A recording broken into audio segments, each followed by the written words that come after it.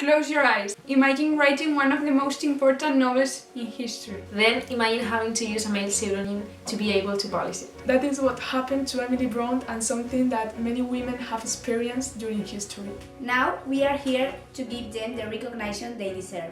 Related to the SDGs of quality education and gender equality, we realized the lack of appearance of female figures in textbooks. To prove our point, we researched in our books and in some external sources. Sadly, we got the results we suspected. Only 12.8% of people mentioned in textbooks are females. Hello, we are Power of Four, a group formed by four 60-year-olds from Zaragoza, Spain. We have created WhoIsShe, a mobile app to promote gender equality. First of all, we wanted to know how much this problem affected people around us, so we made a survey and shared it with more than 1,000 people. Analyzing all the answers, we found many facts that confirmed the problem.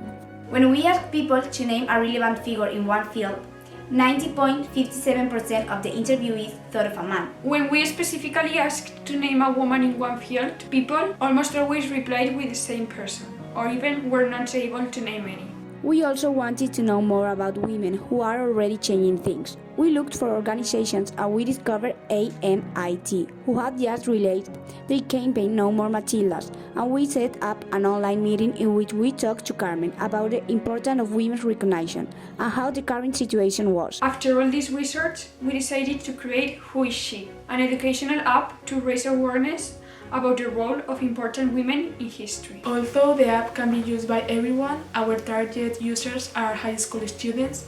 This is because thanks to the use of technology, teenagers will be more engaged in learning.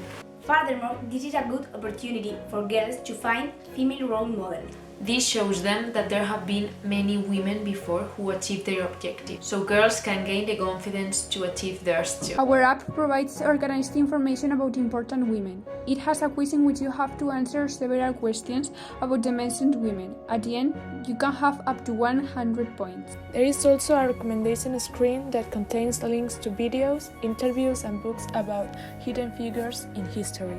Our goal is to continue working on the app. We will add information about more women, links and resources, expanding our database. The app is already being used in our high school, and our plan is to reach more and more schools. That is the reason why it's in English, so people all over the world will be able to use and understand it. During these months, we have learned a lot. At the beginning, we knew nothing about either programming or entrepreneurship, but throughout the process, all this has changed. The first thing we did was brainstorming and an analysis of our community and their problems.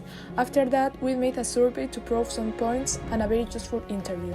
Then, we thought and wrote the requirements down. Later, we created a paper prototype. This was shown to different people to make sure the app was understandable and that the interface was alright. Next, we started programming the app with Thinkable. We faced lots of challenges because we didn't know anything about programming.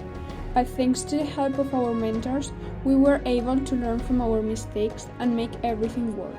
Eventually, we completed the business plan. What's more, thanks to this app, we have also discovered many important women that we didn't know before.